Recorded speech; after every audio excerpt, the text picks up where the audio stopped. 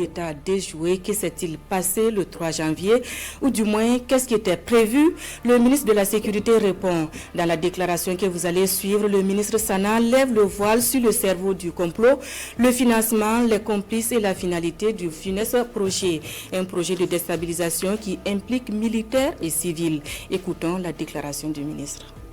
Avant tout propos, permettez-moi de rendre un hommage mérité à l'ensemble des forces de défense et de sécurité, à l'ensemble des volontaires pour la défense de la patrie, à l'ensemble de toutes ces populations résilientes et patriotes qui se battent jour et nuit pour que le Burkina Faso reste debout. Grâce à leur résilience, grâce à leur détermination, grâce à leur abnégation, le Burkina Faso restera debout malgré toutes les adversités. Prompt rétablissement aux blessés. Pour ceux qui nous ont quittés dans cette guerre d'honneur, je réitère l'engagement ferme du gouvernement à ne jamais les oublier. Que la terre libre du Burkina Faso leur soit légère. C'est l'occasion pour moi de féliciter et de saluer le travail fort appréciable des services de renseignement. Grâce à leur professionnalisme, le Burkina Faso a déjoué pour la énième fois des tentatives de déstabilisation. Félicitations à eux. En substance, le 3 janvier 2026 à 23 h, il était prévu une action de déstabilisation du pays.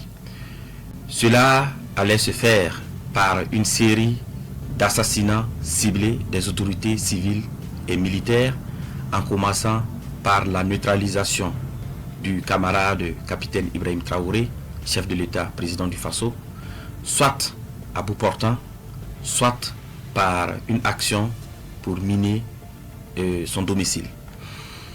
Après cette action, devrait suivre une action de mise hors service de la base drone et une intervention militaire terrestre des forces extérieures.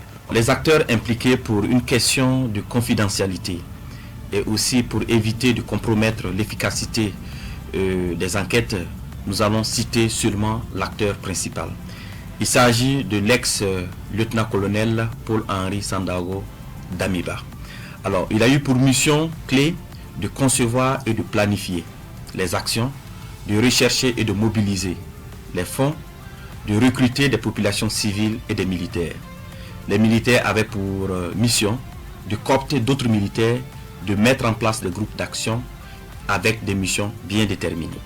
Et les civils devraient mobiliser des populations, leurs adeptes, pour que après l'action militaire, ils puissent mobiliser leurs adeptes pour pouvoir soutenir l'action militaire. Ce qui est important aussi d'apporter comme élément d'information auprès des populations, c'est les sources de financement. Il s'est de souligner qu'une bonne partie du financement provient de la Côte d'Ivoire, dont la dernière opération s'élève à 70 millions. Alors, je tiens aussi à souligner que les interpellations se poursuivent, ainsi que le démantèlement des réseaux. En tout état de cause, et pour prendre l'opinion nationale à témoin, nous mettrons à la disposition des médias des vidéos d'aveux, issues des auditions de quelques acteurs clés. Alors, les enquêtes se poursuivent, les interpellations également se poursuivent.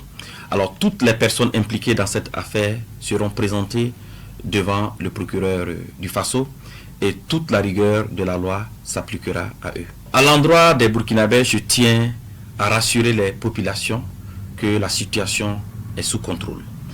Je les invite à rester sereines. Aussi, je tiens à saluer l'esprit d'abnégation, l'esprit de patriotisme des populations et particulièrement de la veille citoyenne.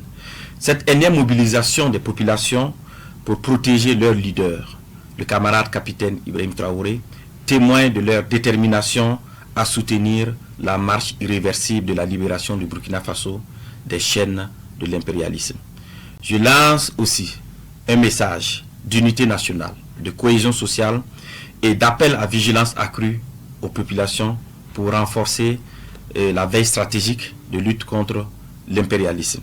C'est l'occasion pour moi d'appeler l'attention des populations à faire montre de discernement dans leurs activités quotidiennes pour éviter d'être auteurs ou co-auteurs ou complices des projets funestes de déstabilisation de notre pays en dénonçant tout comportement au numéro indiqué.